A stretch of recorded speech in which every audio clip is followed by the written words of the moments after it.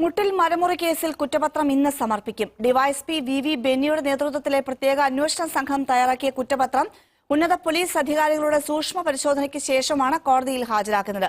ഭൂവുടമകളെ കബളിപ്പിച്ച് വയനാട് മുട്ടിൽ വില്ലേജിൽ നിന്ന് 8 കോടിയോളം രൂപ വില വരുന്ന സംരക്ഷിത മരങ്ങൾ മുറിച്ചു കടത്തിയെന്നാണ് കേസ്.